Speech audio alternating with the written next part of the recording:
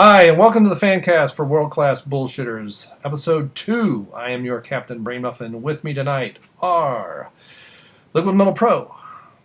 This is Liquid Metal Pro, the only brown person in New York City to vote for Donald Trump. And also online we have the one, the only Kendo Slice. Kendo Slice, right here, right now, ready to ruin somebody's day. Alrighty. We're liquored up and ready to rock. Hell, I'm definitely liquored up and ready to rock. So we had this past, it's been a couple weeks, so we're going to cover episode 74 and 75 this evening, and a bunch of other things in between. Now, before we get to all the guys' videos, and we've even have Hillary on some of them, we had another death this past week of an icon of a central character and a superhero, and that is Mr. Batman himself, Adam West. R.I.P. He was in his 80s. I believe he had leukemia. And 88 years old, so he was up there. Liquid Metal Pro didn't hear the news until we started talking about it. So I know I'm still shocked by it actually. So guys, want to give your thoughts and remembrances?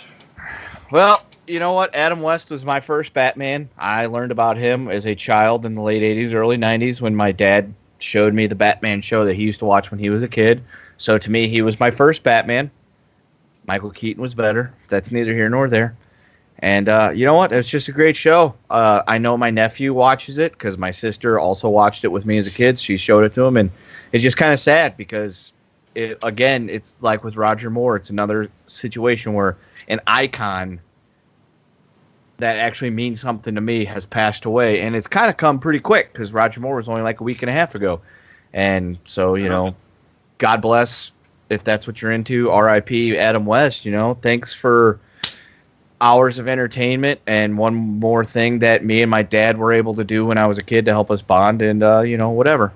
But, Vio con los Dios, Adam West. All right. Yeah, I've, growing up in the 70s, obviously those were in reruns, been in reruns for almost 50 years, those shows. So yeah, it was quite a shock. I didn't realize he was that old either. So that's part of it. It's like, wow, he's almost 90 years old. That's getting up our. But yeah. But it's obviously I grew up on that Batman, and when Michael Keaton was playing Batman in the movies, I was like, yeah, this isn't going to be good. Now, Adam had got to play the more campy Batman, in part because of censorship and things in the 60s to get things on television, but they did sneak some stuff in from time to time. And the silly bat dance is Liquid Metal Pro's doing. And, the Dark Knight is what they utilize What was it to confuse in the movies. Right. So... personally, I think there should be more tits on television, but that's just me. I think there was at one point, and then we got cocks instead. Dude, I spent like a year of my life in the United Kingdom, and tits on television was like a regular occurrence. Yeah, and I missed that. I think in other countries, like at least in Europe, from what I had friends going over, they told me that was like a common thing. I think it was here in the United States a lot where we had more of the. Because we are a country of fucking prudes. Yeah. Well, I grew up in Europe, so I can tell you what it's like, where it was back in the 80s. Oh, look at you. I'm Brian Lape. I'm fucking cultured. Well, hey, when Uncle Sam calls, we move. That's how I ended up in Germany. So, any other last thoughts on Adam West or Batman or any of that? Oh, man, I wanted to... I'm so shocked by it because not only, A, I just found out about it right before we started recording, but B, because...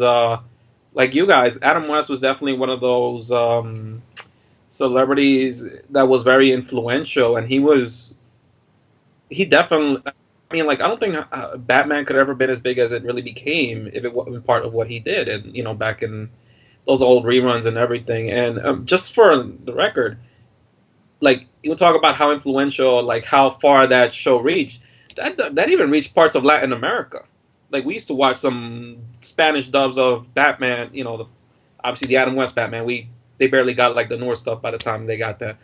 But reasons why I remember Adam West, aside from the Adam Weed joke, which is the Family Guy, for anybody who isn't familiar with the Mayor Adam West character, is and then you have some of the younger generation, the younger kids who watch the It's the show. only way they know him.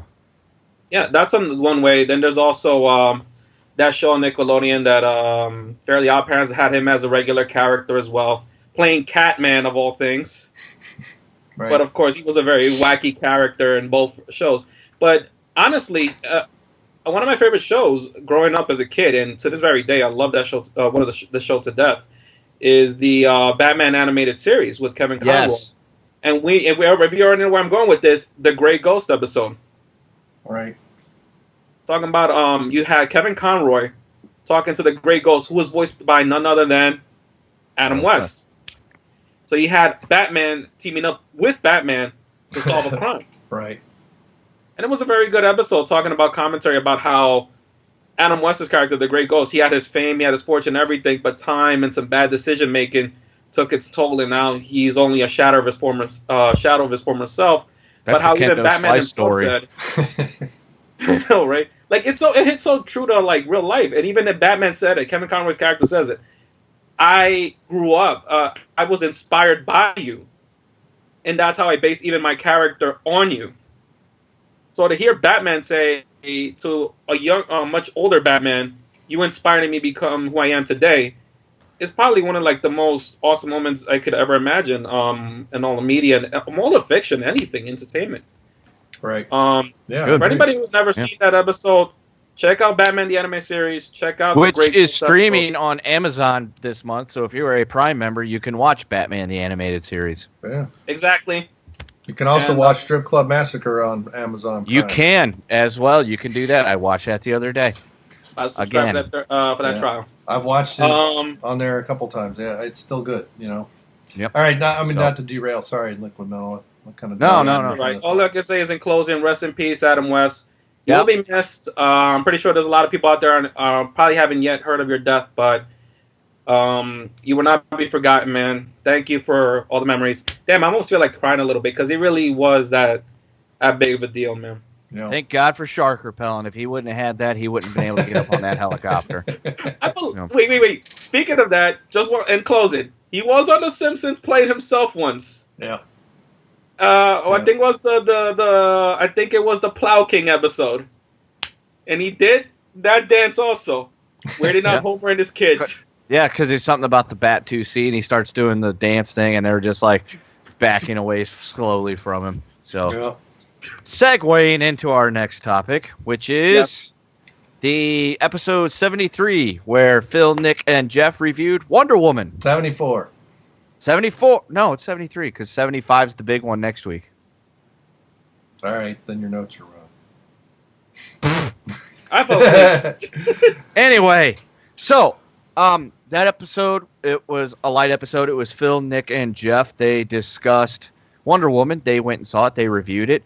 Phil and Jeff gave it a 6, and Nick gave it a 4. I think they both they described it as generously giving a 6 and a 4, because they said it was not the worst DC movie that is out there, because obviously to them Suicide Squad is the worst. But it is. I disagree with you, Jeff. Go ahead, Ken. And that's fine. That's fine. But while they said it was watchable, but at the same time, nothing near what DC, I think, needed to help get the franchise off life support. I'm paraphrasing, obviously, that I'm not going to interpret or misuse their words, but that's how they felt about it. Pretty much. Yeah, it was an interesting part of what I like, too, is, I've obviously been on my high horse, I guess you could say, about how thin Gaul is, and we've talked about it, and I had an epiphany a couple weeks ago when I realized Gail Gadot. Gail Gadot. What I found interesting are some of the things that Nick kind of brought up, and I think Jeff covered as well, about the beats of the movie. Like when she's going across the no man's land with the machine gun fire and using her shield, and when she was climbing up to steal the stuff, they were heavily borrowed from Marvel movies. You had a sense of Captain America in a skirt, really. Now, in many ways, if you look at the original cartoon, the comic, things, they do have a similarity in their costumes. Now, I don't know which one's older. Now, Wonder Woman does have a very interesting past and how she was created in a bit of a S&M type thing. This guy had a thing with the guy who created dominating women. And you just had to bind her hands, and she was submissive. And obviously, those things are long gone. But unfortunately. But what I also found interesting about the people who liked it, so you had the beats that were of the movie that were actually copies of other things, which I don't think is necessarily a bad thing, because it kind of really ties into things that have worked for other comic book heroes. But what people who saw, and I have not seen the movie yet. My wife and I were thinking of going this weekend, but we haven't done it yet. My friend Scott and I might watch it this weekend. We haven't decided yet. Right. Either. It's full disclosure. I've not seen it yet and don't care to really. Well, that's fine. I mean, I'm in on the fence right now. Now that it's one of those things too, because like he was like, "Hey, you want to see Wonder Woman this week?" And I was like, "I don't really want to, but I think I should, just so that way I can, if I want to shit on it, I have like a leg to stand on." Right.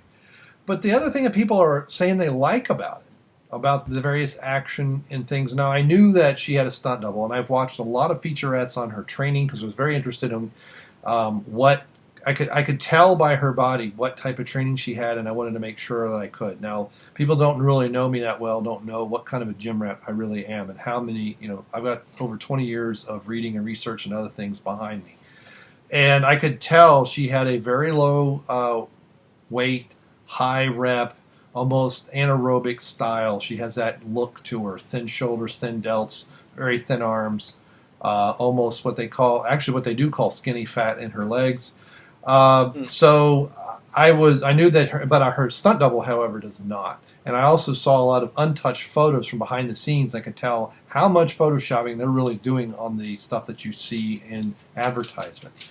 Then I found out that for about the last third of the movie, she was pregnant and apparently had to wear some kind of CGI stuff, that they had to CGI more things in. So all the things that people really like about the movie, other than some of the comedic things that I've seen some of those clips, and her timing is off, and maybe that's a charm to the character.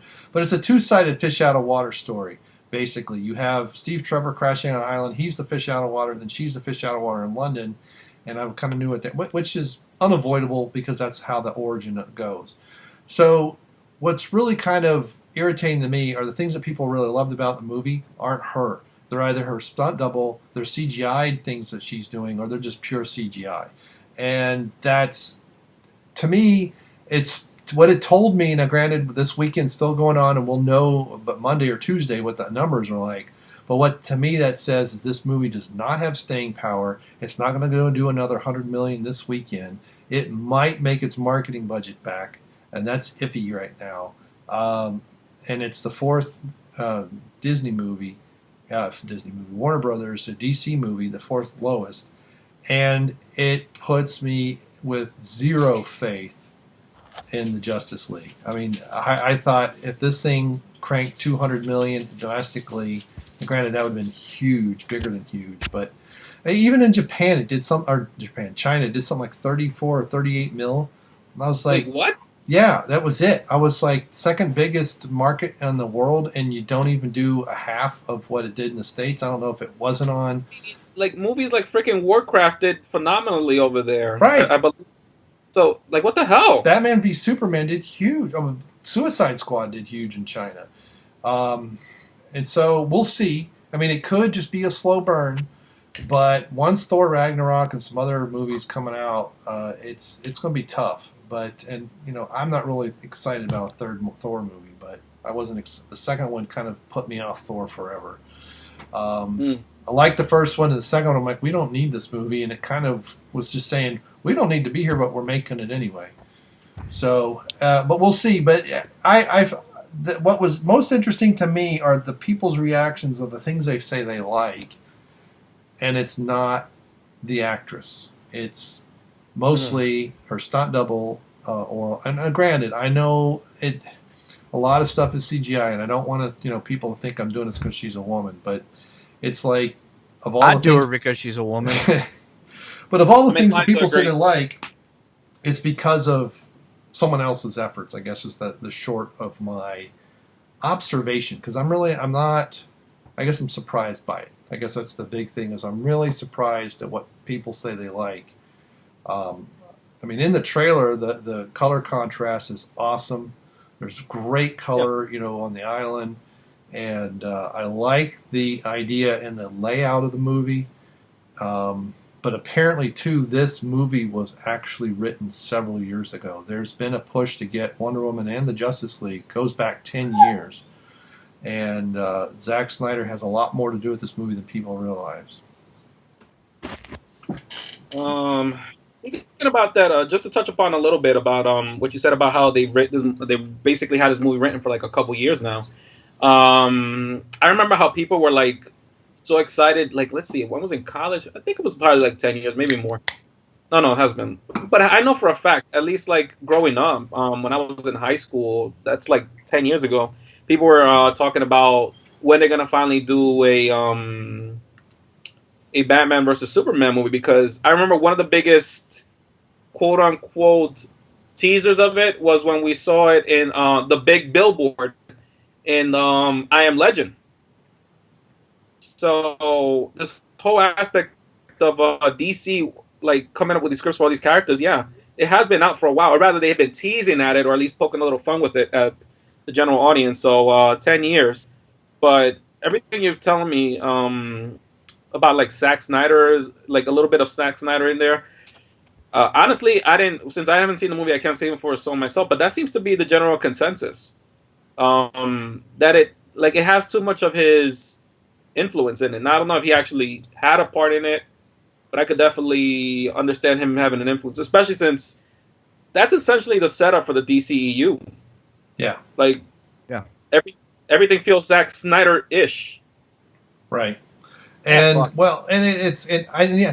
can't even speak, but I think that the Marvel has a single voice with overarching the vision, and I think the DCEU needs the same kind of thing. Now, who should be that's not really my call, but I harken back. I don't know if you guys saw this TV show back in the '90s called Babylon 5. Now, I know this is a science fiction show. But you had Babylon 5 sounds familiar. Right. I've heard of it. Right. You had one guy who had this vision for a 5-year series. And there were many episodes written by him. I can't remember his name, Stravinsky or something like that.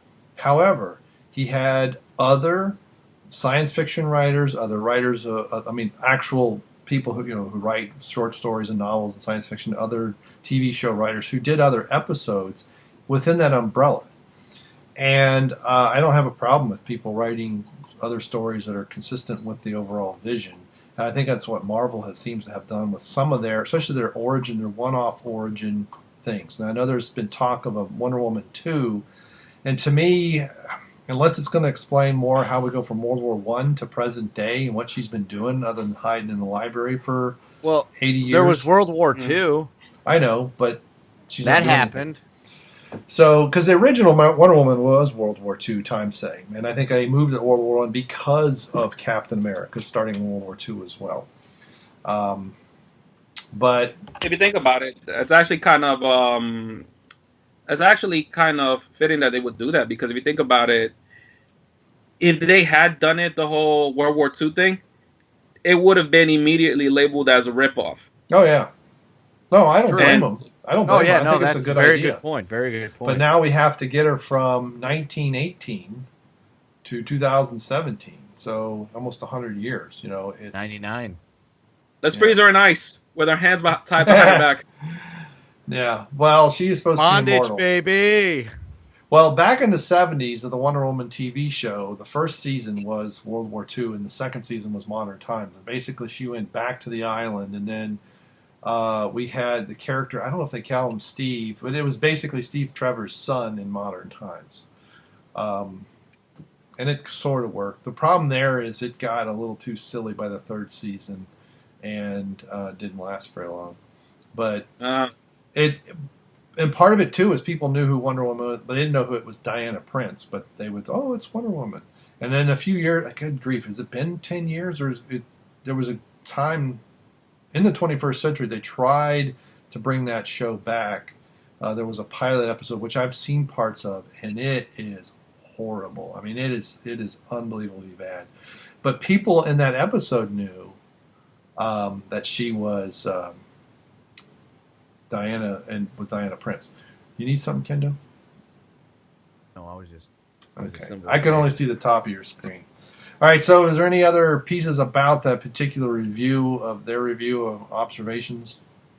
3 things. Number 1, if Gail Gadot was pregnant, 3 months pregnant when she filmed it, that just means 1, she fucked 6 months before then. 2, I will go on record to say I would bang her. And 3, I plan on watching the movie.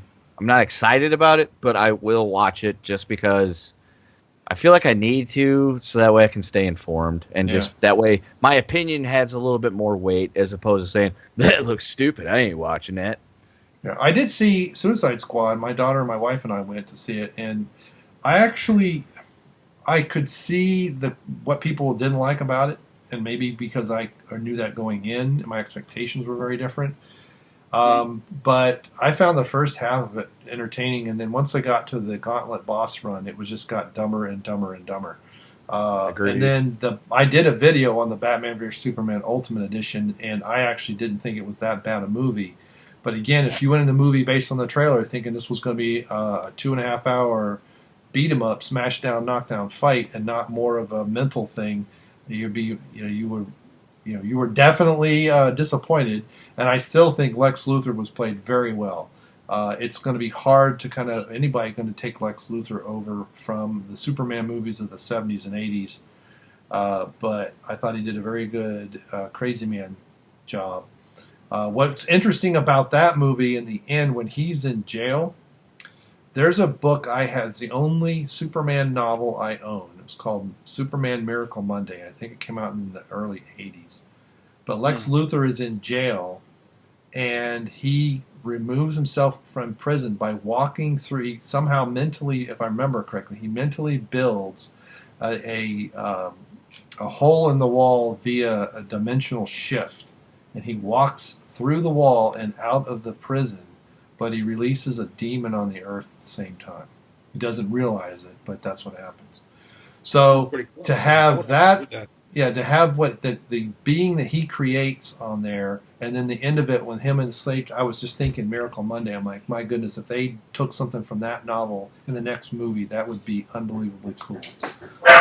And now the dog's barking. Someone's at our front door. I don't know. Oh, you got a special visitor. Maybe it's Gail Gadot. She's heard all the shade you've been throwing at her. Yeah. Send her my way. I will give her nothing but compliments and good loving. Gal Gadot was pregnant. You know what? Mediocre loving, it doesn't matter. All I can say is if she was pregnant, it ain't me. Got bigger. All right. Oh.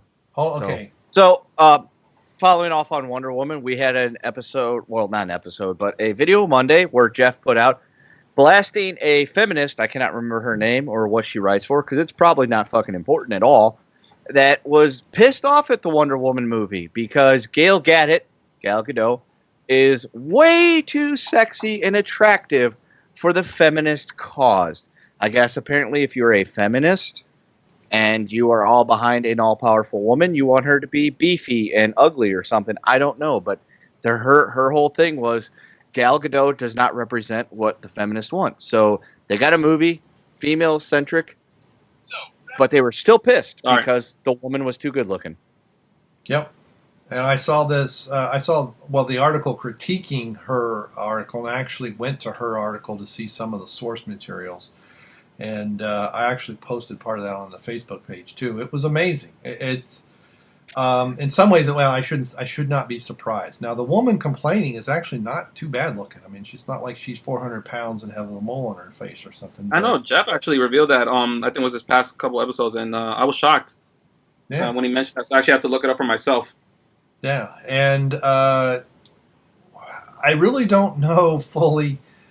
It's like they're going to find something to not be happy about. I'm surprised they didn't complain and moan that she was an Israeli as opposed to a Palestinian woman, or if she would have been. That's something that the Arab countries were messing. Right now, I know. Yeah, the movie did get banned in some countries where it might make $4 million in sales, anyways.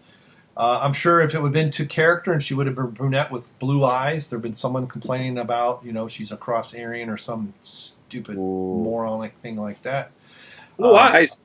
Yeah, the character has is supposed to have blue eyes, and I'm like, why don't they just as a member of the Aryan race, I also denounce that cross-Aryan stuff. I mean, my only complaints were all things that she could have done by lifting some heavy weights and eating some actual protein. And damn, if they want my advice for Woman 2, I will have her looking more like she should. Put that shit on blast. Yeah, but pick up a 30-pound dumbbell and do some shrugs, do some overhead presses, and that'll about do it. And she's supposedly 123 pounds, but I mean at 5'10", that's anyway. Without no definition in the muscles in the legs either, so I know where all that weight is. It's all internal, and it's going to surprise her one day. If you're in the Cincinnati area and you're looking for a personal trainer, Brian Lape, aka Brainmuffin, is at your service. He charges a reasonable fee. Yeah, $700 an hour. On a side note to that, more than once the trainers at my gym have asked me when am I going to take my test. In fact, one of them offered to let me use their books for the certification they have. Those books cost $800. Because I did actually look into taking the test about 2 years ago. So yeah, I am not just some idiot with a stupid opinion. All right, so the other thing that Jeff did this past week, thanks to people like Kendo Slice who went to the Patreon page and gave money, is in Cincinnati right now, and Liquid Metal Pros looks like he's frozen. Oh, he's back. He's back. You with us? He's still with us, man. Don't pass out on me. So we had at the Hall of Justice, you dead Sanka, you dead man. The Cincinnati dead Mexican on the podcast. Main terminal, Union Terminal, also known as the Museum Center now, because there's only one train a night that goes there. It's about 2:00 in the morning. Is it the midnight meat train? Yeah, but Star Wars is in town in the exhibit of its costumes and some of the gadgets and different pieces from the movie. And so Jeff had a nice long video on it. I do like that he did his best to keep any of the music and other things out of it, so copyright strike didn't happen. I actually watched it. At first I was just listening, and then I actually, because I didn't have a whole lot to do at work, I watched it. So have you guys seen much of it? You got any? I mean, I haven't seen it yet. It's $25. I might, maybe I don't know. Maybe our family will go down there and see it. Well, I do not live in Cincinnati, so if it's there next month when I do a swing through to go visit a friend that lives in Ohio and on my way to Detroit to see some others, I might consider it. I did watch the video. Video was good. It was fun. I watched the whole thing, found it really interesting. For anybody that's a Doctor Who fan, I have seen the equivalent of which was the Doctor Who Museum in Cardiff, Wales one time, and it would be really cool to see the Star Wars exhibit, because for anybody that's a fan of those films, to be able to see that, like, the costumes, like, they actually worn by said actors in the movie costumes, it's kind of cool. And it's kind of like seeing, like, the history of Star Wars from behind the scenes kind of come to life type stuff. So yeah, I'd be interested if I was more local. It's here through October 1st. I don't quite qualify for the senior citizen discount. Really? No, I'm not 60 yet. It's not what I could always fake it and just grab a cane and a wheelchair. And, just walk in all gimpy and shit, be like, "Hey, Sonny boy, I remember seeing that when I was." That's Sonny. I saw Star Wars with my grandchildren in 1977. Did I tell you about the time I kicked Hitler in the nuts? Yeah, talk about how, like, during the Depression you had to hide shit in the fucking mattress. There was a time there was less Spanish-speaking brown people. Build that wall. Trump's America. 2020. Hey, I don't know if it's true. Trump for re-election 2020. I did see a picture someone posted about a solar-powered wall. So they have solar panels on the top of it and stuff, I guess, to power the... I don't know. I don't know if it was a real or... Facebook, you got to be careful, because sometimes people post stuff that's trolling. I'm beginning to think the Bernie Sanders post going around isn't real. But anyway, yeah, it's into October 1st. It's $24. Fuck Bernie. Yeah, it's $24 for adults. The Museum Center has it. Cincinnati Museum Center's got it, obviously, through October 1st. I thought it was pretty interesting. I know Jeff was kind of annoyed by how much Episode 2 stuff, or Episode 1, and Padme. Yeah, but when you look at how many freaking, different things she's wearing through those movies, until I guess about halfway through Episode 2, when is that the whiteout? Is that the scene where they are wrestling, fighting in the pit? Yeah, is that Episode 2? Episode 2. Yeah, I've only seen all those movies once, so it's really tough for me. Once was enough. So, and then the other thing we had... Episode 3. Episode 3 was actually pretty good. Continue. Yeah, I know. People keep telling me there's no debating that. I'm going to watch them again. I've got them in my Netflix, whatever the heck that's called, Q. So the other thing that Jeff had a bit of a rant about in the comic book world was the all-female Spider-Verse. We're going to go into this. Yeah. I saw that, and I was just like... Surely this is April Fool's, and someone's just a little bit late to the party, because I don't know if I've heard of a dumber idea, and that's including the black woman as Iron Man and naming her Riri. Sorry. Okay, it's so like here, unbelievable. Sony clearly has not fucking learned their lesson. So, like, No. The definition of insanity is you keep doing the same thing over and over and expecting a different result. So Sony's fucked up Spider-Man. They fucked up Spider-Man, and then they create the Shitbusters, the all-female Ghostbusters reboot, which they thought was great. Which we could talk more about that later on, because there's some really interesting things that Dan Aykroyd had to say about stuff that came out last week. But yeah, Sony clearly has not bothered whatsoever to learn from their mistakes, and they decided, you know what would be a great idea? Let's take the Spider-Verse and create an all-female Spider-Verse and put that out there for the world. Because we're totally fucking asking for that. Oh boy, Sony. What haven't you done that warrants an ass kicking? PlayStation. Sony, stick with PlayStations, televisions, and just leave movies alone, because you suck at that. You know what? Yeah, you're right. Continue making electronics, that's fine. You keep your music licenses, whatever. Yeah, you screwed over a lot of people, including Michael Jackson. Fuck you, Sony, for that. So you know what? No, I R.I.P. I take that one back. I take the music licensing back. I take that one back. Go focus on your electronics and your legal stuff and whatever it is. Stay away from entertainment in general, because when it came to not only Shitbusters, and there was the whole thing with the Spider-Man thing. I think what it really comes down to for me was the whole email leak, because really what it was Pascal specifically had that agenda. Yep. She wanted to just create this all-female cast and everything. And you know what? I'll buy it. I'll play along with this a little bit. Fine.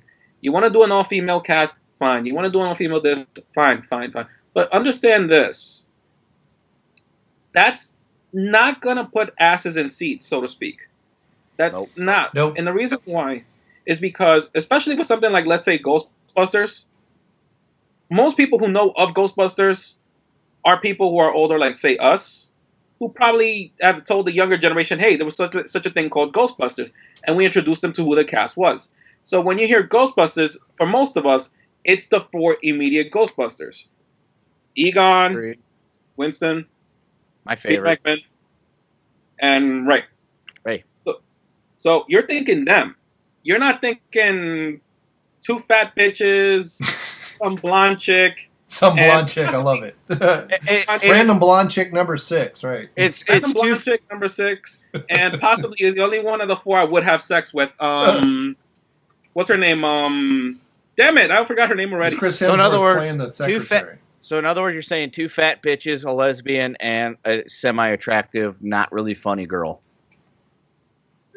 Well, yeah, pretty much. All right. So the whole thing, Sony, is that none of those women really sold me as couldn't be in potential Ghostbusters. God damn it, I could go on a whole rant on that, but I'm not. I'm gonna save that for, I don't know, maybe something on another time, my own time, maybe.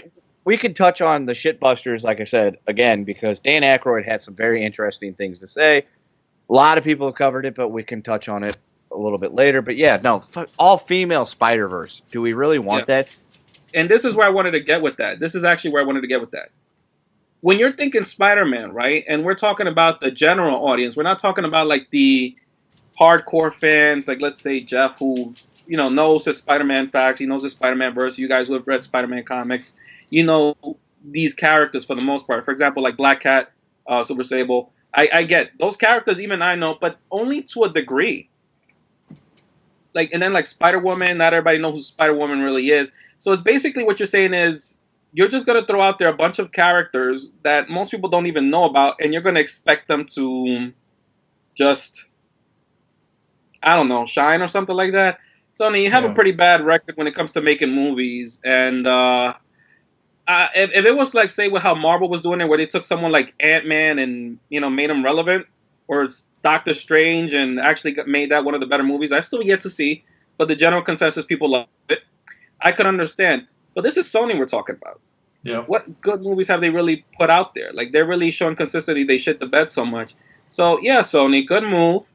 I hope it works out for you in the end. And I know Pascal is already. I don't know what the deal with Pascal is, but I just know Crusader. It's her. Is she still She's there? a Crusader. She's still there? As far as I know, she's gotta have influence or something. Wow. I thought Gotta she have was some. gone for some reason. I thought so too, but I have a feeling that she's somehow still behind us. She's still pulling some kind of strings. Yeah, so that's all I wanted to really get into with that. Folks, if you're listening at home, if you really want a really good, in-depth, everything about the Sony hack, the emails, all that good shit, Midnight's Edge does a fantastic job of it. That's like their entire bread and butter is nothing but like movies and everything about that. So head on over to Midnight's Edge. You can get every bit of information you need. I've listened to it. It's great. They are fantastic when it comes to behind the scenes movie information type stuff. Yeah, and a little bit to add there. They usually try to keep it. They try to be as unbiased as possible. They're very fair. And yeah, they try. Think MSNBC, and then the opposite of that. That's what they do. Right. Well, and I neglected to realize this was Sony doing this when I just did my little intro for this section. But it's one of these things that I look at when we have, well, with some rare exceptions, when there are women participation, we'll say, in great numbers in things, it's where the gender isn't so important. People, as much as I dislike the movie E.T., for instance, a lot of people, men and women, like that, boys and girls, like that movie. And it wasn't because it was an all-female cast or an all-female production team or what have you. No, it had an illegal alien in it. Right, it had an illegal alien, yeah. Coincidentally, he was also brown. Yeah. There you go. But build that wall, Trump 2020. Even English. Even in like sports and stuff, when you have the best, when the women are just kind of in a co-ed, if you will, it's more successful. It's like we have a segregation for some things because of abilities and stuff. But I remember watching a video, and not too long ago, it was a men's 15-year-old soccer team that beat, I think it was either New Zealand or Australia. I thought it was Australians women's national team in a soccer match. And it was like 7-0. I mean, it wasn't even close. It wasn't like it was, in shootouts or something. But that's because of the physicality of these things. And so it's, to me, when all we're concentrating is on gender or skin tone or nationality or whatever, I think it loses the whole point where these things have a chance to bring us all together and bring in more people. Now, I'm a Star Trek fan, right? Of the next. I like Next Generation, but I also like the old show. And the Star Trek fan to me likes the Star Trek, the motion picture. All right, the hardcore, pure Star Trek fan. The science fiction movie-going fan of me hates it because it's a boring nightmare. And this is why Roddenberry was removed for the movies. Because when you go to a movie size audience, you have to keep that broader audience in mind, or you just make a $3 million movie so that you can make $6 million at the box office, because that's all you're going to do. It's when you do this narrow, let's make it as narrow as possible our audience, and then we wonder why it doesn't succeed. It's like, well, duh. To borrow a little bit of that example you were talking about, like you were talking about the whole what was it, the 15-year-old men's team and the against a professional, mind you, professional national women's soccer team. Like, this is generalizing it, but how many instances, like when you hear about like crimes happening, how often have you sometimes heard stories of where you hear about younger teenage males assaulting older women? And like, how often do you hear the opposite? Like younger teen girls assaulting older men, and not necessarily just assaulting them, like, oh, just slapping them or something, but like actually empowering them. And it's like, we're talking about like a 1v1 scenario, not just necessarily like, oh, we're ganging up on him. Yeah. I don't really hear that often. And that's just kind of like almost unheard of, to the point where you hear, if you ever hear a story where a guy in his 30s, very healthy man, possibly good weight, good bodybuilding and everything, is overpowered by some random, I would say, able-bodied 15-year-old girl, you would look at the guy like you couldn't take her on.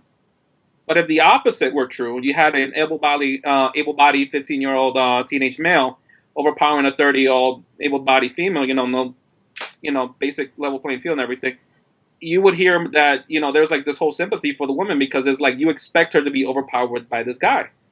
So it's not necessarily, ladies and gentlemen, like we're just trying to be like it's a sexist thing or anything. Like that, something of it is also biological. It's a natural thing. It's what's out biology. Yeah. So especially in sports, there's a reason why men compete in their own division and women compete in their own division. And if you don't think that women don't have an issue with facing men in sports, look up these recent instances where you have these formerly men transition into women, entering the female competition and destroying them. Well, that happened this past week. Oh, it did? Yeah. Again? It was in a high school, and it was a sprint. I think it was 100-meter dash. It's simple biology, man. It was a state championship. I forget which state, but yeah, it's like transgender. And I think we're getting a little off topic to the Sony stupidity here in the video that Jeff did, but again, not really. It just proves that men are better than women. Well, it's certain things, and it's one of these things that I don't understand. This incessant need. It's like if they created their own universe of superhero characters. Yes. Maybe that's the problem. Is it's way too much effort. It's a lot easier to take something that's established and scratch a name off, or scratch, this person's now female, this person's now Asian and female, this person's now black and female, this person's now whatever, which is what they're doing in the new Spider-Man movie too. And it's to me it's disingenuous, and I also, from a fan standpoint, feel that it robs the creative expression, and so basically will rob the audience of a whole new group of characters. So instead of creating a whole new group of characters with interesting backstories and things we want to see, they take characters that already exist and just gender swap them. To me, that just cheats the audience as well. That we're getting robbed of a greater universe that we could be enjoying. I don't feel cheated because I'm not going to spend money on it. Well, no, but again, it's this whole thing of you can create these new characters and such. Like, you don't necessarily just have to take one character, change the gender. I mean, come on, ladies and gentlemen, if it wasn't for creativity, where would you get some of these female characters that became very popular? And I can give you one example. Just look at Harley Quinn. Harley Quinn was really a creation of the animated series, but it was through her own personality. She was her own character. Yep. She was her own character, and she became popular on that. And I've been to I've been to Matsuricon several times, and I know that's more anime, but you will find Harley Quinns. I've been to Comic Expo here in Cincinnati a few times, and you will see a lot of people, various versions of Harley Quinn.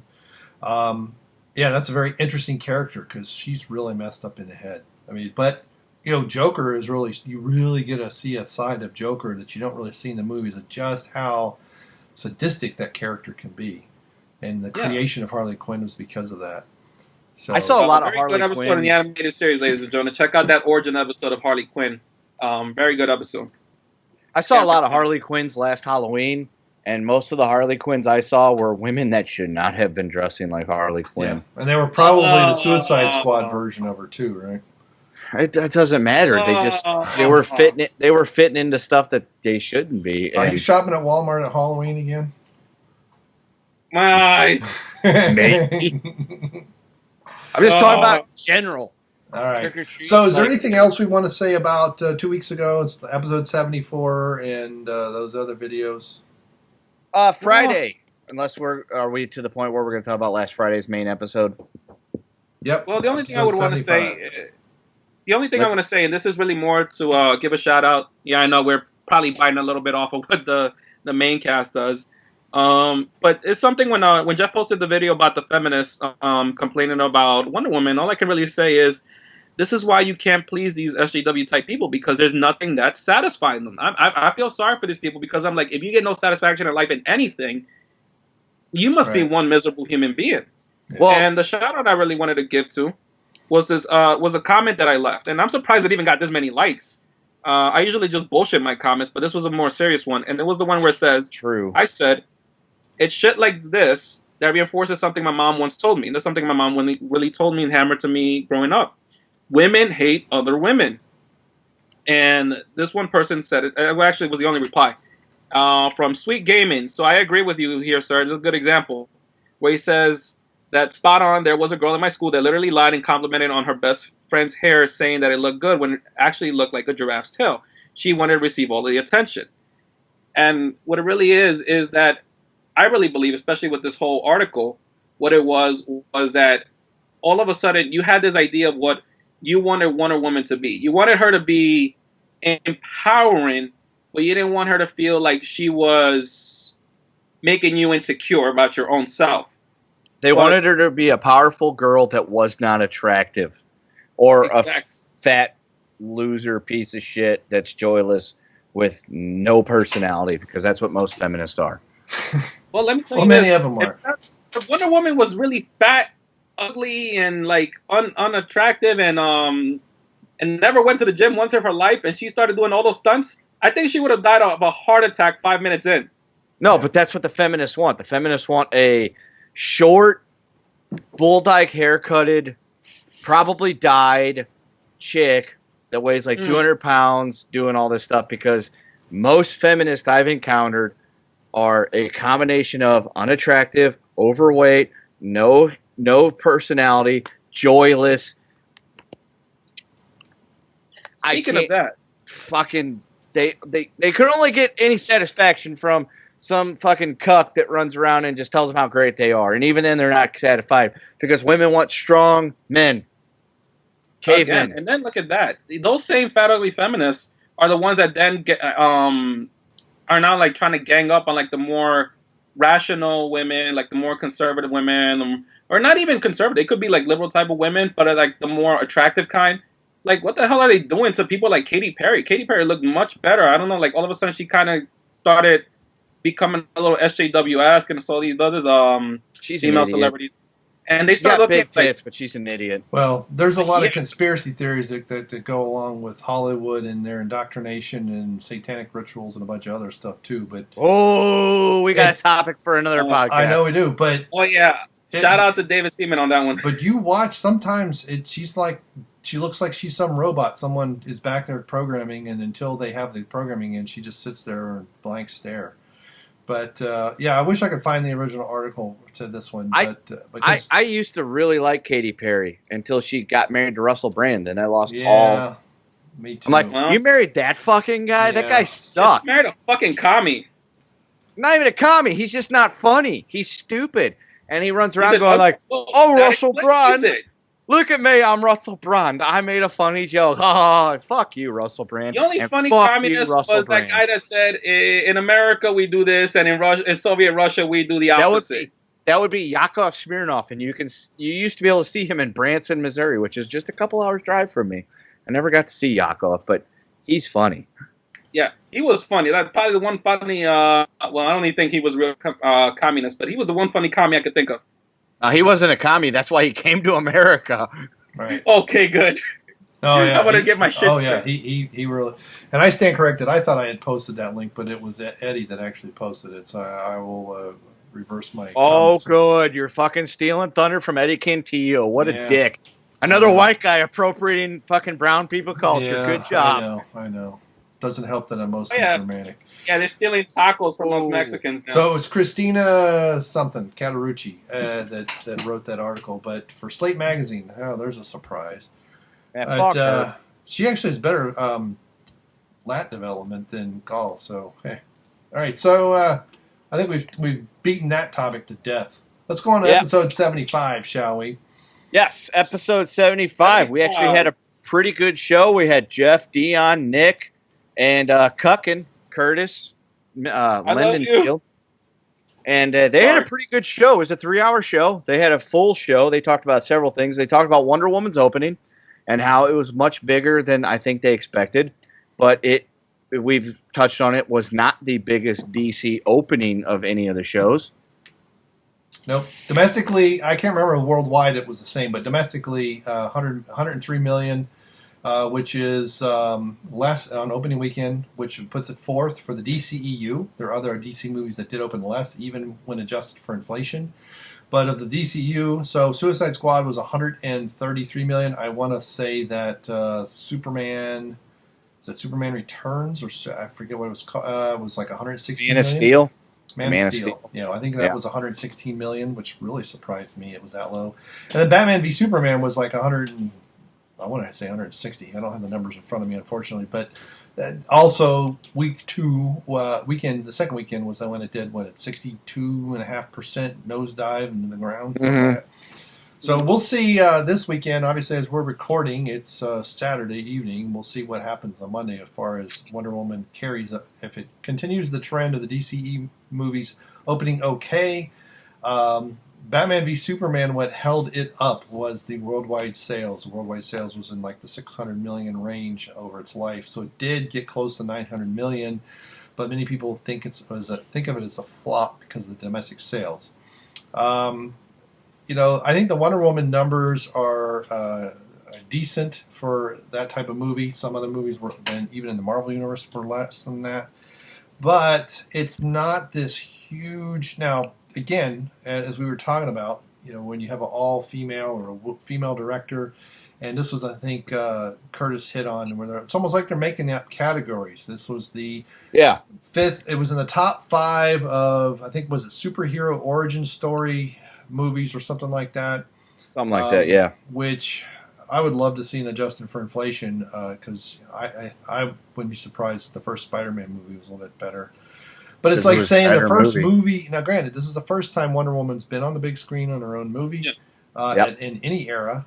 I don't think she's actually. I don't think she's. There's not been a Justice League, so she was in Batman versus Superman, which as a throw-in, I guess. I don't know.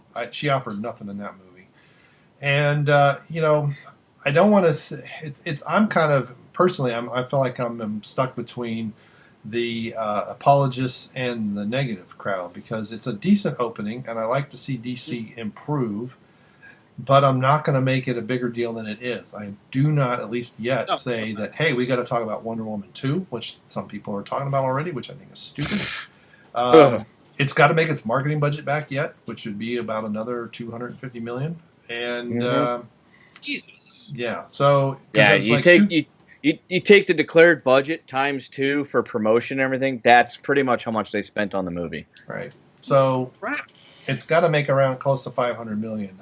But they've already put it out there, and people who don't read past the headlines are going to think, oh, this is the greatest DC movie ever, when it isn't. Now, we'll see. Now, granted, it's kind of like the tallest midget category. It is.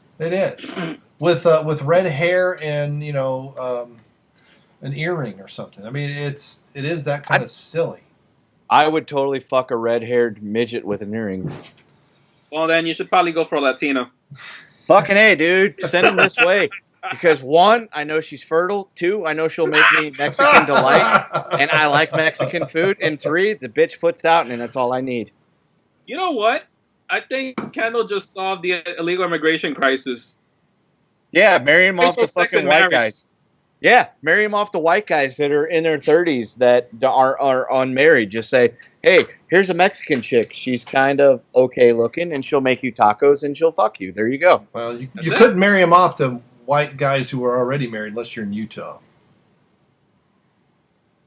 No, I'll let that Mormon joke sink in. All right, so no. I know the Mormon joke. I was going to make a more fucked up joke about a more fucked up group, but then I thought about it. I'm like, I don't got nothing. I got no firepower for this one.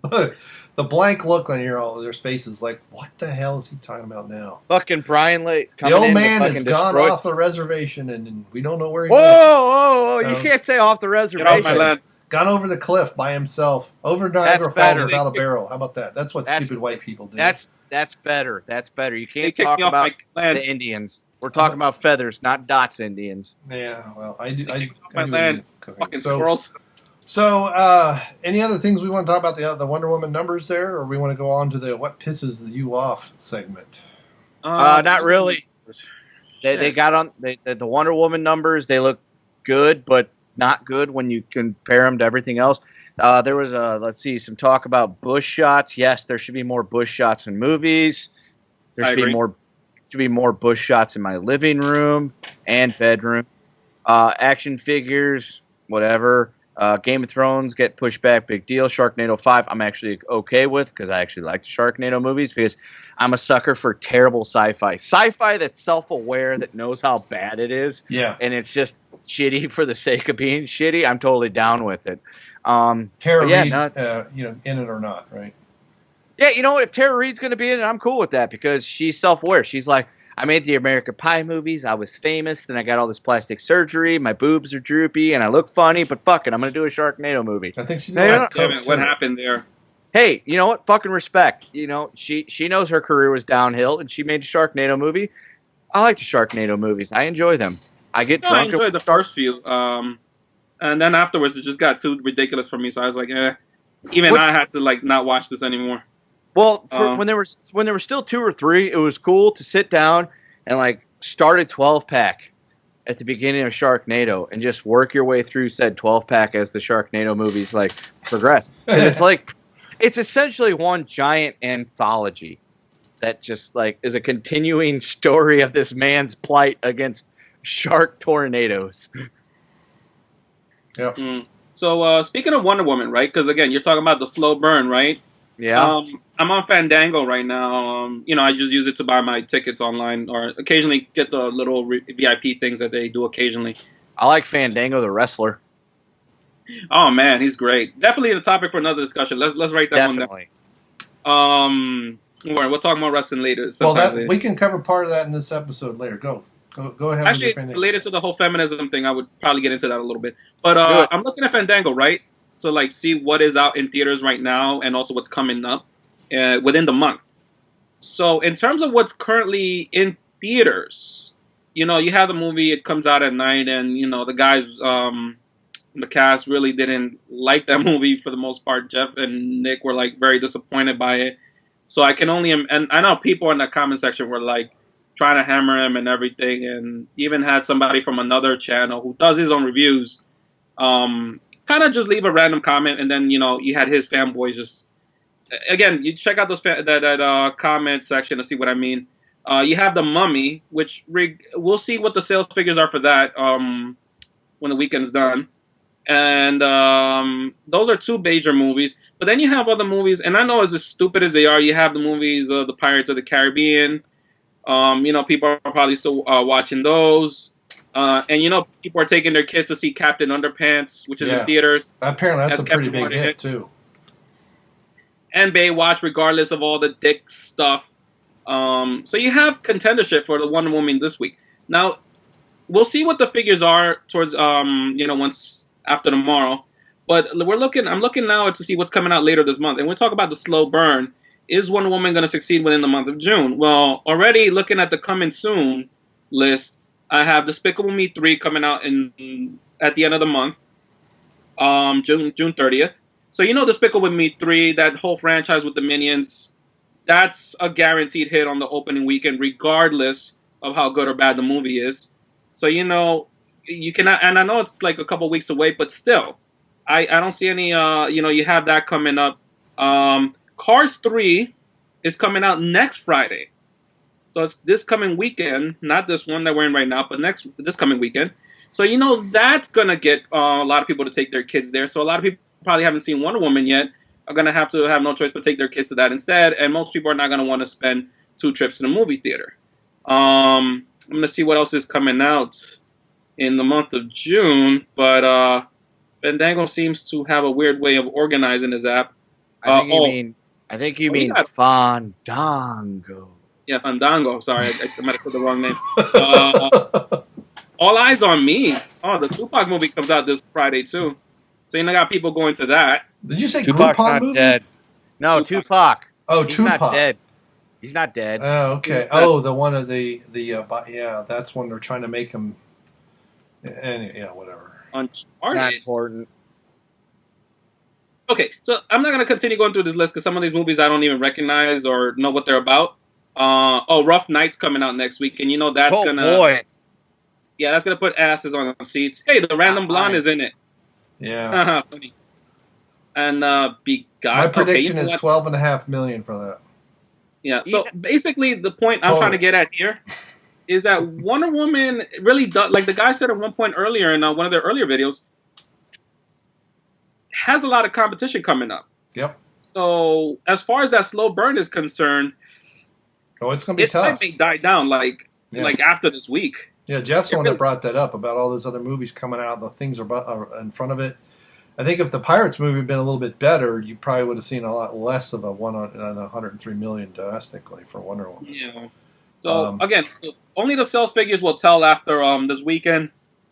But as of next week, just with Cars 3 alone next weekend, I already don't see promise for Wonder Woman because again, a lot of people who have not seen it yet or probably were considering watching it a second time because we have people who sometimes watch a movie more than once in theaters.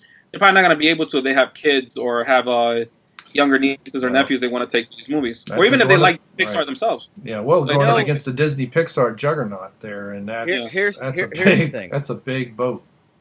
If you want female-led movies to succeed, the simple solution is this: nudity. I agree. It all depends on what you mean by succeed. If you mean, that was one of the things they were talking about in this past episode too, was how well Porky's did. That was an R-rated comedy back in the early 80s. It did great. It did great because it was funny and it had female nudity. And it was, it was well written, well acted. I mean, it's probably a very low budget movie. I don't remember what the numbers were, but I remember in 8th grade, if I remember correctly, that came out when I was in 8th grade. And people talked about it for months. Mm-hmm. I mean, it wasn't like we talked about it for a week or two. It was constantly people were talking about it. I didn't see it till much later, but that is one thing we don't really have anymore. People will talk about a movie if it's great, they'll talk about it for 3 weeks. If it's okay, good, it's like a week, to 2 weeks. It's the ADD generation, as I call it. Like we like everybody nowadays is lacking attention. Has attention deficit disorder. You have to lacking focus. Dude, prime example. I mean, I know somebody who's a friend of mine who's 6-7 years younger. He has to have one TV with something going on. He has to have another TV that he's playing his video game on, and he has to have music playing at the same time to be focused, all while managing his phone. It's like, why? Yeah, how do you do that? That's just fuck millennials. I'm a millennial technically. I'm in that gap between X and millennial, so fuck them. Too young to be an X, too old to be a millennial. I mean, I'm supposed to be in the Generation X too, and I don't understand the things that are Generation X are like 4 years younger than I am. I thought you were the part of the greatest generation from the 1920s. Oh, but don't get me started on that whole thing about calling them the greatest generation too. That is, you talk about a world of BS. That We had people. We had people that they went across won wagons. World War II. Yeah, they defeated tyranny in Europe and voted for it here. I agree. That's a discussion for a totally another podcast about how Woodrow Wilson and Franklin Roosevelt really suck. Yep. No, but the last thing I just wanted to say is Wonder Woman really, in my opinion, this is something I actually agree with Brian on. I don't want to see any movie really fail because I want to be entertained. I want to feel like I got my money's worth. It's like the same way how I feel with wrestling nowadays, like how wrestling just isn't worth my money, and yet sometimes I feel like I'm doing it only because it's an obligation. That's why I'm going to Money in the Bank next week. Yeah. Well, that Jeff talked about the exact same thing. It's like he can't, like, was it SmackDown and other things he doesn't really care for now. They're going to go to WrestleMania. SmackDown's good. Oh, okay. It's watchable. There was one of those other, what other one did he say he wasn't very watchable? It was don't even bother watching Raw, man. Was it Raw? Yeah, dude, Raw sucks these days. Actually, I would actually disagree with one exception only, but that's only until this guy returns from injury, and that's Braun Strowman. Because my God, I love Braun. I got his T-shirt. I was happy I bought that guy's T-shirt. I'm just waiting for that figure to come out, and I'll be so happy. Yeah. I want to meet him. I just love everything. He feels so like it's a topic for another discussion. But the point I wanted to make was this was Wonder Woman. This is a major, well-known character, not only here in the United States, but throughout the world. Like I was saying, I was talking about how they had Spanish dubs of the Batman with Adam West on it. Right. We had Spanish dubs of Wonder Woman, the Linda Carter series. Right. You know, La Mujer Maravilla, the Wonder Woman, literally translated in Spanish. This should have been a major fucking event. This should have been this whole, like, holy shit thing. Even your grandma, who has some semblance of knowing who Wonder Woman is, would have said, you know what, I would have wanted to see that movie. Or your parents saying, oh, La Mujer Maravilla. In my case, my parents probably would say La Mujer Maravilla. You know, like shocked, saying it's a Wonder Woman movie. This probably could be interesting. Not necessarily that they'll go, but that the interest is there. Right.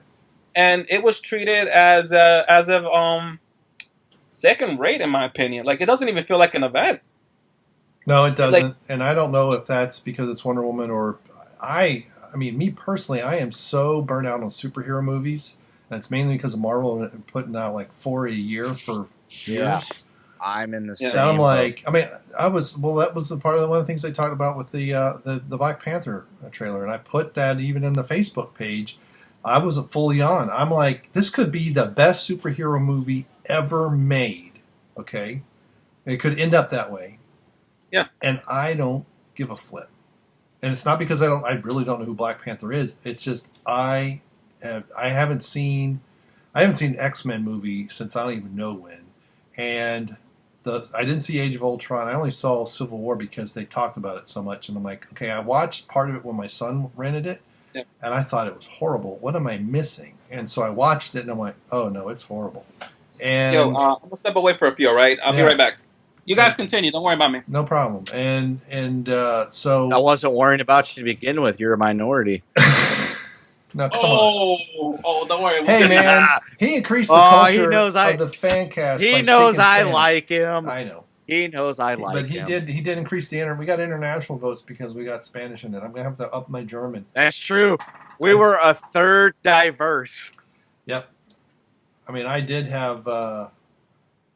do a beer review in partial German last week, but that's and I actually got notice from the brewery. So it's Schlenkella is how you actually say the name, and they put a link to my video review on their homepage for about 3 days. So damn dirty crowds. And no one complained about my crappy German, which I was kind of, I don't know if they just didn't want to complain or what. But that's a good smoky. It's a smoky beer.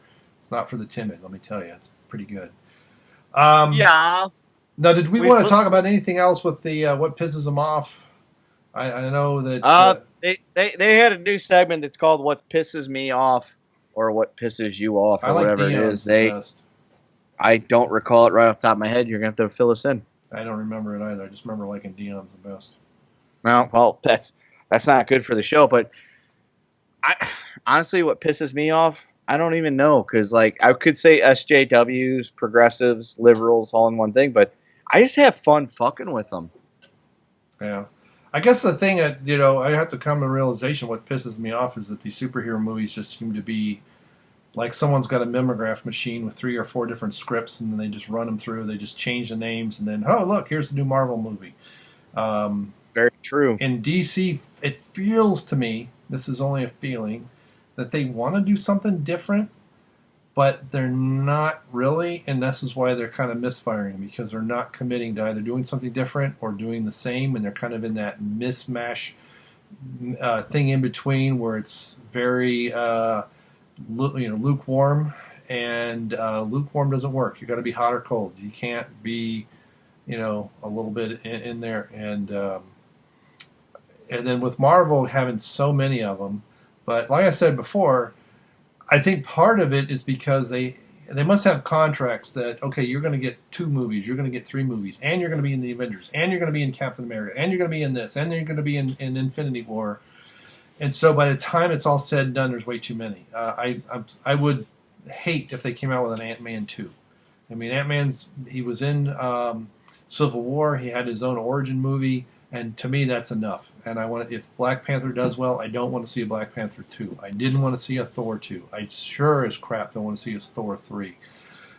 They've already had to do goofy things to explain, hey, we have another Iron Man movie and the Avengers aren't here because it's Tuesday.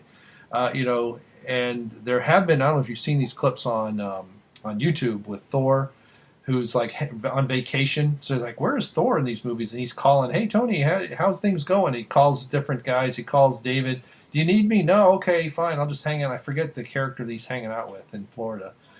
But it's like, that's the problem. They've set up this universe, and then people, when they're not all together, you got to kind of come up with a reason. That's not silly. I mean, Thor, he just goes to another planet, right? He can just go home. But Valhalla, I am coming. But great song, by the way. All right, so it's I'm mixed about that. So obviously I need to admit to myself that's what's pissing me off. That that Gaul's shoulders are so on triceps are so poorly defined. But I don't want to quit dwelling on that. You're like a sports coach watching a game, constantly critiquing it. I am. And that's my nature, is to critique, and it's very hard for me to not be a perfectionist. I mean, it is extremely difficult. It's something that I've had to endure for years and pull back from the curtain.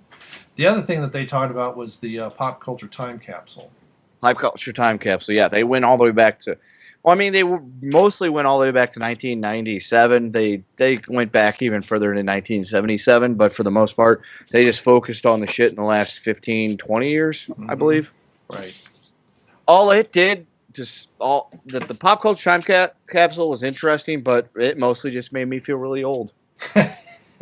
You felt old. Some of that stuff they were talking about, I saw in theaters when it was new. Yeah, well, that's what happens when you're 85. 85, yeah, I know. I deserve it. Sorry about that. I'm back.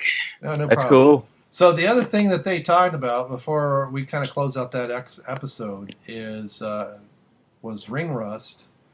Not only coming back, but it sounds like because we've had this oddity for now weeks. Where I mean, Phil was there I think 2 weeks ago. He wasn't there yesterday. Loudy hasn't been on in quite a while. Dan seems to come and go. Of course, when Dan's there, he never says anything, but. And that's how he was in Atlanta, by the way. He's just the quiet one you got to watch. Not only it coming back, but getting its own channel, which sounds to me quite interesting. And sounds like they want to expand that. And as I said in the comments, and even as I told Loudy, he and I had lunch last week. I'm not a huge wrestling fan, but I love listening to those guys talk about it. Yeah, I actually talked to Jeff earlier today, and so I told him just pretty much, hey, I sent him my topic for the Patreon thing. The topic I sent in, I'm not going to disclose that now.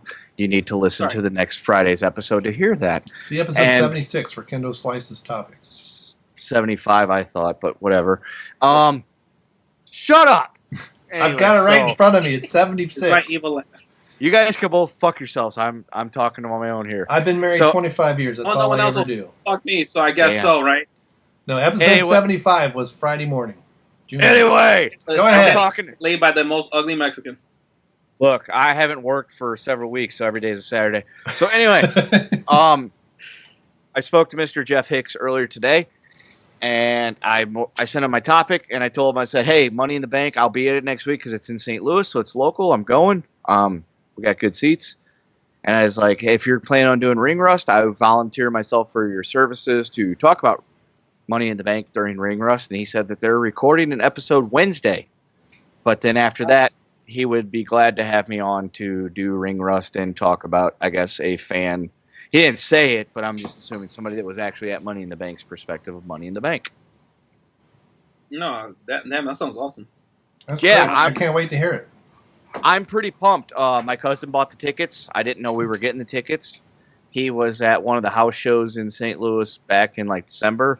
And a lot of times for wrestling fans, if you're at like shows, if there's an upcoming engagement from WWE, they will do like a pre-sale code thing right there in the arena. Sometimes they do pre-sales right there. Sometimes they just say, here's the code. If you were at the arena, obviously you have the code. And tickets pre-sale go on sale this date, and then general public several days later. Yeah, I've been to those before, and they do it basically like that. Yeah, and so my cousin more or less sent me a message that says, hey, you want to go to Money in the Bank? I sent him a message back, said, yeah, and then like 5 minutes later I got a message back that says, oh, okay, I got his tickets, it's cool, we're sitting, whatever seats, just give me the money when we're there. And so I will be at Money in the Bank next Sunday. I'm kind of excited because I've been liking SmackDown way more than Raw lately because Raw just sucks. Raw stands for Roman always wins. And then, even I know what that means. That's stupid. It's terrible. It's just I'm not even going to go. If we do a fan, it sounds if too we painful. if we do a Fancast WWE version, I will go into my fucking dislike for Roman Reigns' booking, not necessarily him the person or the character, just the booking of Roman Reigns. Agree with you. Yeah. But no, I'm pretty pumped for Money in the Bank because a lot of characters on SmackDown, a lot of guys, they're pretty good. And the addition of the women's ladder match for Money in the Bank seems pretty sweet. So I'm looking forward to it. Should be a good time. Yeah, sounds good. Definitely, I'm definitely glad they're going to do that with Ring Rust because I don't know why. I just love hearing the guys bullshit about wrestling, especially modern day wrestling. It's like we've come to a point where wrestling is no longer believable. Like they don't even try anymore to sell you the product. It's just like, well, here are your favorites. Kayfabe is dead. Yeah, I know kayfabe is dead, but come on, man. At least put a level of believability into your product. Make your product. Listen, if you're gonna try to get a heel to get over, you got to make a heel act like a heel. Just saying some bad, it cuts one promo about something that makes people boo him. That's fine, but you have to do more. You have to sell us a product. Make them do heelish things. There's a reason why even in the Ruthless Aggression era, you want to talk about not that long ago, really, you had guys like Randy Orton that were genuine heels. Like the whole thing where, for example, like when he drove, rest in peace, Eddie Guerrero. When he drove the lowrider into the SmackDown set with, I think, was Batista on it, or no, it was with Undertaker on it, I believe. When he drove it into the stage set, everybody was so shocked, and it was a very tasteless thing they did for most people, but that's how a heel gets heat. Nowadays, it's like WWE is oh, we're afraid to offend, so you guys aren't allowed to say this. You guys can't talk about this. You can't. I'm like, that's the problem. Wrestling has always been art theater, which means they cannot be afraid to offend. You have to be willing to take these types of risks. So I like it when the guys, touch up on it, and also things like, for example, Roman's booking, which is terrible because it's I really want to like the guy, but then the moment when there's a shred of hope for him, it's like WWE wants to purposely ruin his character by booking him a certain way. So yeah, and we could totally dove more in detail with that in a Fancast type thing or a side project or something like that. But yeah, no, they're totally doing. They've gone from the point where kayfabe is dead to we don't even give a fuck anymore. The premise being people are going to still spend the money to come here and watch it. Yep. No, I get it. It sounds great, and it sounds like the political correctness stuff. I know President Clinton back in the 90s said the era of political correctness was over. I think when he meant we're just cranking it to 11. Do not If you get don't me like them, started you don't on like it President now, Clinton. wait 20 years. Don't get me started on President So Clinton. we have anything else we want to cover about that? We have one more topic to go over. Let's do it. Which is actually, it's a very interesting connection from episode 75 into the one that I guess they did last night. They put it up late last night. So Jeff and Nick went to see It Comes at Night. And they talked about it on the show. They could not wait to see it. This thing looked great. And I have to admit, I'm not a horror fan, but my goodness, that trailer looked really creepy. And I thought this thing is going to have some kind of fantastic reveal. And apparently it really sucks. It sucks so much that they called Dion about 25 minutes into their review of it to tell him how bad it was. And he couldn't believe it. Jeff has said this is the worst movie he's ever seen in theaters. That includes Star Wars Episode 2 and 7 and Suicide Squad. That if he had to, that if he had to watch any other movies, he would choose Suicide Squad or Episode. And we know how. I mean, Episode 7 he was gutted. It sounded like an art house film that was trying to take itself too seriously. Jeff even said that where he saw it, it was like it was a DirecTV buy. At the end of it, it said, "Do you want to buy this movie again?" or something like that. He saw a DirecTV logo. He took a picture or sent it to Nick. The part of why we're bringing this up, I'm bringing this up, is the comments section, which is groupthink on steroids. Right now, as of now, it has 110 downvotes, 47 upvotes, and people are like, well, you guys must be the only ones that don't like it. What's very interesting is I don't think anybody who says this movie is actually good has seen it based on the comments. They're all going by what the critics have said, not by what they think. And it's amazing. 1984 still lives. I'm glad you brought up about the whole what they're going by what the critics say, because there's another channel I used to watch. I don't subscribe to him not because he have anything bad to say per se, but just because sometimes you just want to have a break from certain things. So you just kind of like, all right, let me just see what the rest of the world is doing. Let me focus on them. And the content, like movie reviews, I'm like, I may agree or disagree or whatever, right? And that was yourmoviesucks.org. Adam, I've listened to his stuff before. He's done good reviews that I agree with. He has taken apart shitty movies or movies that he felt were like terrible or misguided. For example, I'll get into this in a little bit. He's torn them apart. He's done. I've recently started watching a series that he did where he and a friend basically shit talk throughout an entire episode of the first season of Pokemon, and it's like funny listening to their commentary and how it just gets so downright offensive and hilarious. But I remember a lot of these comments were coming, like essentially be shilling for his channel, and I'm like, this is probably one of the best things that could have happened to the guys, because it's like you unintentionally got the attention that you were looking for, essentially to get more people to show up. Granted, this is one of those cases of bad publicity. Kendall there? I have breaking world-class bullshitters news. Play this song for breaking news. Okay. Arriba!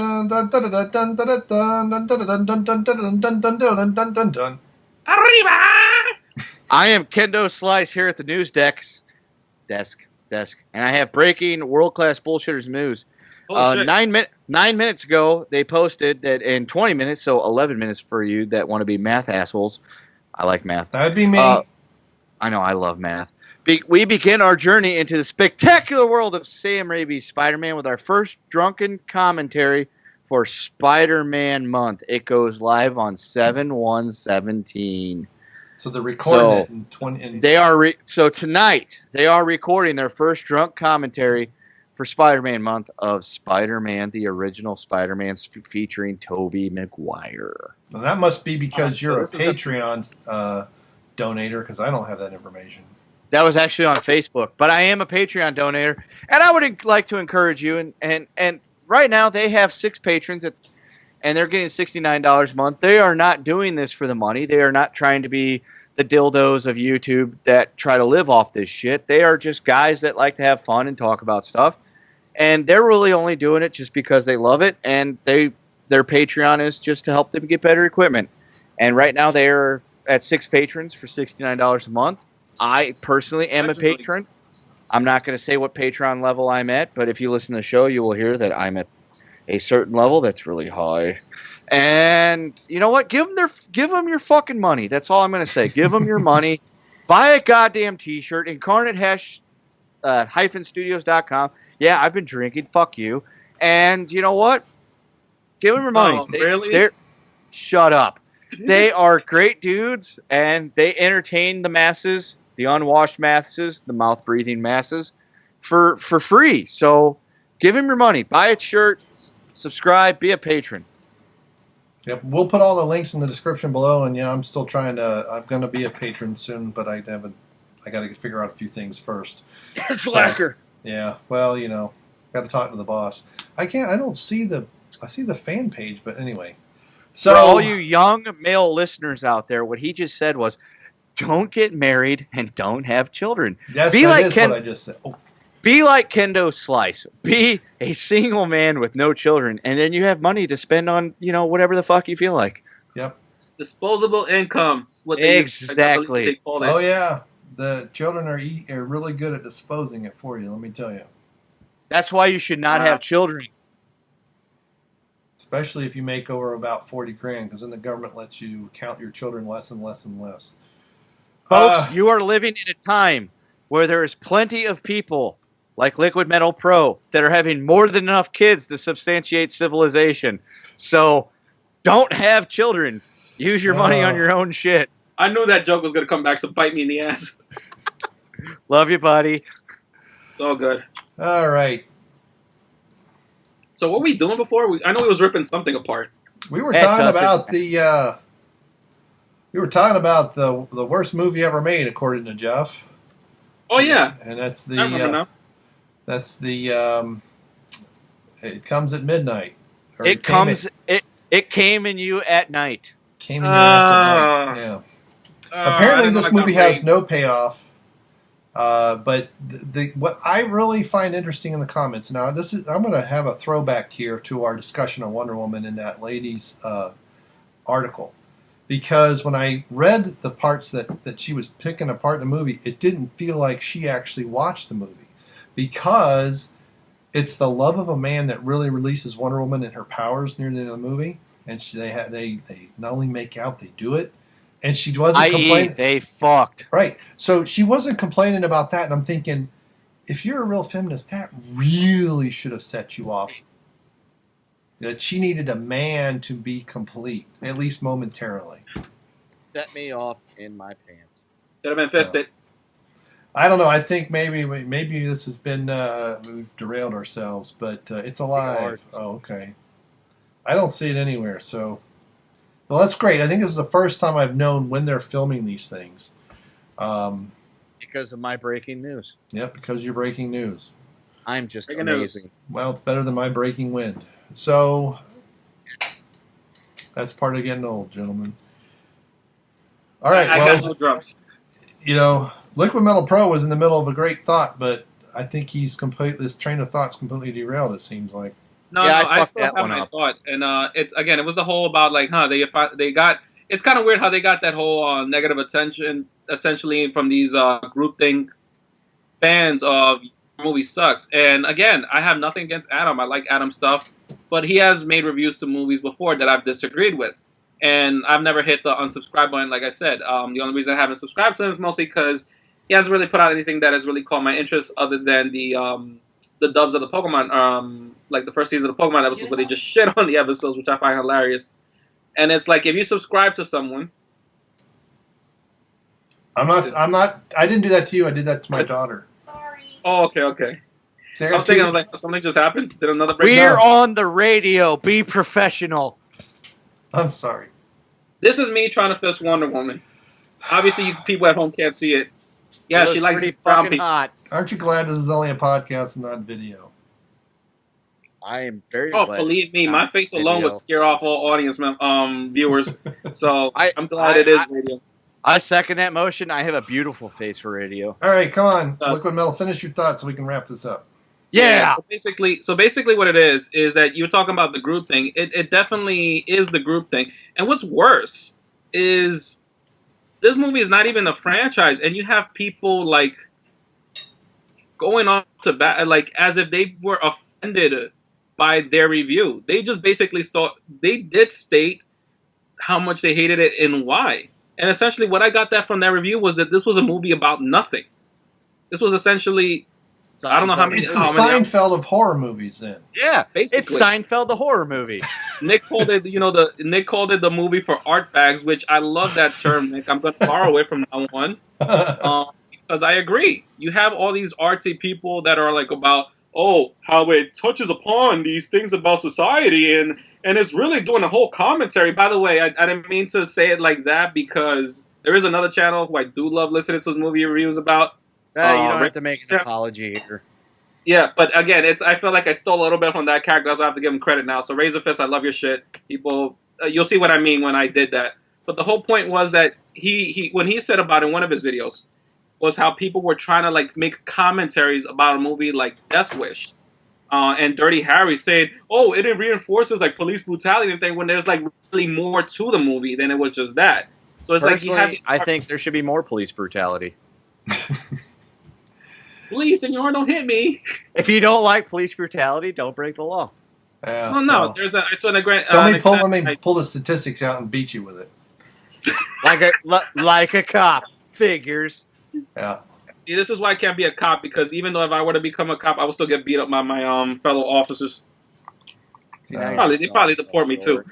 Anyways, this long story short, basically what it is that you have essentially what is like the art facts. You have the people who are like, this is artsy, this is this. You just simply don't understand, and it's like, you don't understand it because it's touching upon like, okay, not everybody is you who gets like the subtle tones. Not everybody is you who understands like the deeper meaning of like, I'm sorry if I'm a simpleton and I come from a very backwards ass nationality. Sorry, but it's true. But yeah, I'm very like simplistic at times. Not everything to me has to have a deeper meaning. We're not gonna all get it at the first go. They watch the movie. It's like freaking the Blair Witch. Do you remember the original Blair Witch? Oh yeah, it sucked. Like they're literally, to show it to most people out there will not give it the time of day. Why? Because it really goes nowhere for the most part. And then you have other people who are like, this is the greatest thing ever because they did this, they did that. You just simply don't understand the camera angles. They were getting at this. And it's like, shut up. But I think Nick and Jeff both like the Blair Witch. It was not the original, I believe. I think it was the one that came out last year. I didn't think they liked the remakes. But part of what, I even said in one of my long-winded comments on the YouTube channel was, look, if you really want to know what these two are like as far as what the horror movies they like, people also don't understand. They're talking to Nick, who's actually made movies.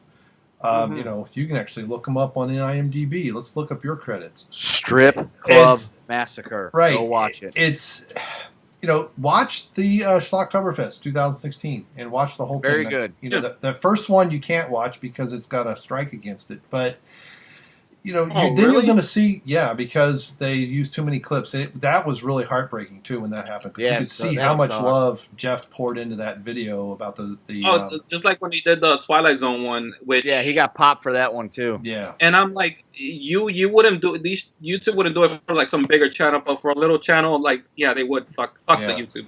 But, they talk about, Rob Zombie movies and all these other, they talk about various directors and various genre types of horror movies that they like. And then you have an idea just how pumped they were for this movie. And maybe, just maybe, they were a bit overzealous in their want. But, to listen to them on episode 75 about how they cannot wait to see this movie, and then listen to their 10:30 last night, basically as soon as I got back from the theater, and how disappointed they were. That is a contrast that is really powerful. And it's like, wow, I even sent Nick a message via Twitter saying, man, it really hurts to hear you guys talk about that. Because it's like, the wind went completely out of their sails. That they thought, hey, this is a new thing, and it's a bad Walking Dead episode. And they hate The Walking Dead. The TV show. Either. They like the comic. I started hating it but they don't like second the TV season. show. I thought it was awful. Yeah. So it's sad because again, it's a good thing, man. But what it sounded like is it had a lot of potential, and even when they called Dion and they described the ending to him, they described the movie, where it builds and how it ends, I was like, really? Did somebody leave 4 minutes on the cutting room floor? Because that's what it feels like. It feels like it was building up, and then someone said, holy crap, it's 90 minutes, cut it right there. It's The Sopranos, man. It's The Sopranos. Yeah, but The Sopranos had to build up for quite a bit. Now, that's an interesting topic, but... Yeah, it's the groupthink in the comments really lead me to believe that most of the people who are saying that that Nick and Jeff are full of it haven't actually seen the movie. Probably. Which is very telling. So they believe it's a good movie, even though they haven't seen it. They only believe it because they heard it from like other channels, and it's like this whole. You know what it is? I remember we used to have a term for this back when we were talking about back during the Gamergate days. I don't know if we still use the term now, but I know back then we used it a lot. It was called the whole circle jerk thing, where people essentially gathered in a circle and jerked one another off. Well, not literally, but figuratively in the sense that I don't know. I think some of you are doing it literally, but yeah, we still use that. Hey, this is a family channel. Oh shit, my hand's wet. Sorry. Yeah, it is this want to belong, and you don't want to be the odd man out. You don't want to be that person with a different opinion and have 10,000 people descend on you and tell you what a rotten human being you are. I'm cool with that. Right. But instead, and that's exactly what you see in the comments, is these two guys. Now, granted, yeah, maybe, just maybe, this movie is more than what it is, and both Nick and Jeff have completely missed the subtlety, which I highly doubt, especially from Nick. Okay. And Jeff has a degree in communication, so that means he's taken a lot of English classes, so anybody could see the subtleties, it'd be him. So let's just play I don't know, Devin's, let's just say for the moment that they missed it. They completely missed it. Yeah, we'll argue that. They're still entitled to their opinion, and what I like about this channel as opposed to any of those other movie review channels is they will give, whether you agree with them or not, they will give you their honest opinion. And Agreed. They're not trying to fit in, and they're not being paid by Disney.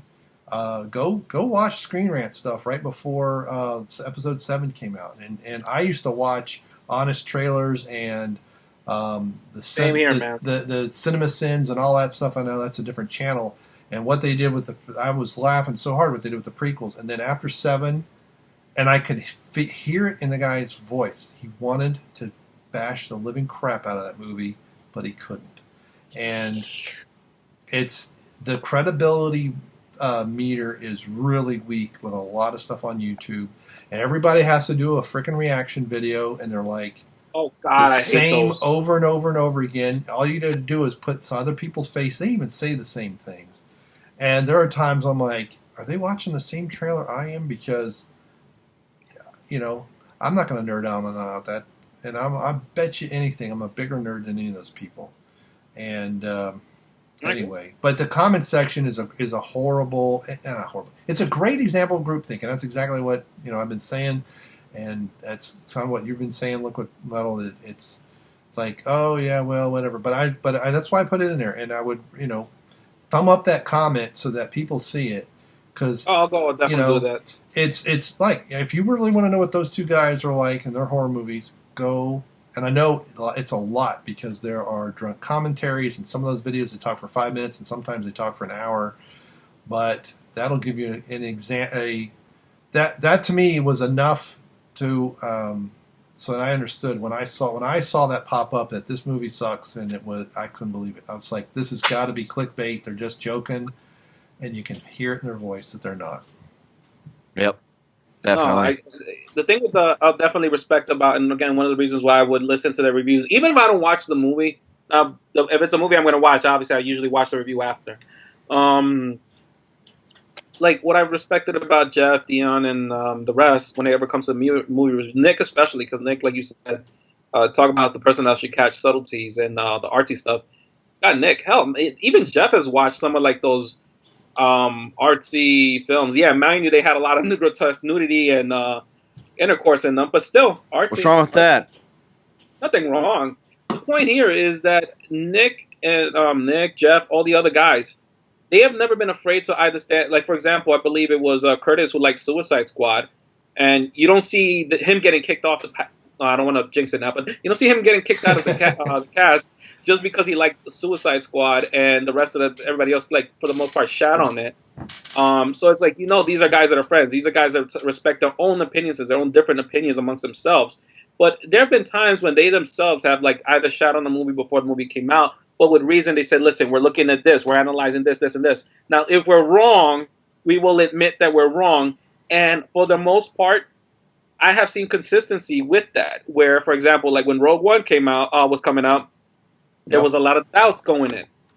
The movie came out, they admitted it. They was wrong about like all these doubts and everything. They were glad that they were wrong.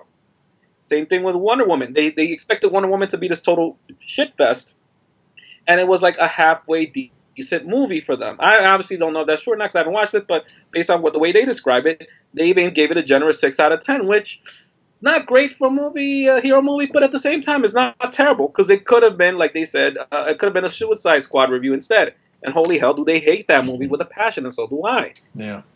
So they've admitted it, they were wrong. And it's like you have these guys, again, you have that groupthink mentality because I'm pretty sure not only do they probably, like you said, Brian, they probably haven't even watched the movies.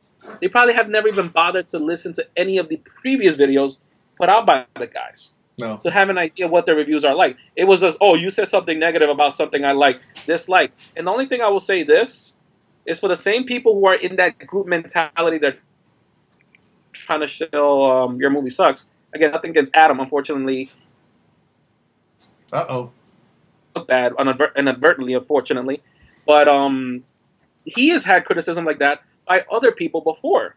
So it's like this whole, it just repeats itself. It's a really group thing because he himself has criticized movies that people like. For example, look at a video called, he criticized a movie that a lot of people thought it was a good movie called Megan is Missing. If you want to ever look up that video, look it up, how he bashes it. He even bashes people who praise that movie.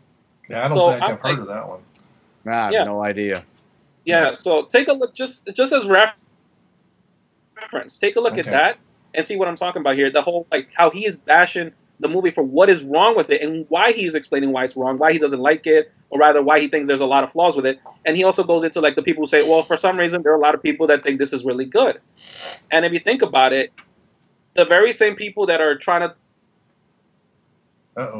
throw all these negative opinions, Jeff and Nick, for their are essentially doing the same thing that other people have done to this guy Adam before. Right. It's just blatant hypocrisy, and it's basically, like you said, this groupthink mentality. Let's just go shit on the guy with the unpopular opinion. So, yep. Anything else you want to add to all that, Ken? I haven't seen the movie. I heard the review. Maybe I'll watch the movie. I'm not really... I mean, I like horror movies, but I'm more of an old school horror movie guy. I'm not... Like, new ones, it's just how much blood we can put on the screen type guy. Well, the slasher film. Yeah, it's it's just. I think old school. I think Black and White and Frankenstein and Wolfman. Because you saw those when you were a child. Yeah, I saw them when I was a child. I saw those in elementary. With candlelight. I tossed that girl in the river.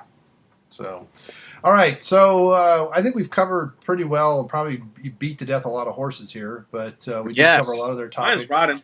This is part of the discovery as well. I'm sure we'll get better at this and more concise, and we won't just jibber jabber so much. But I'm guilty of it too.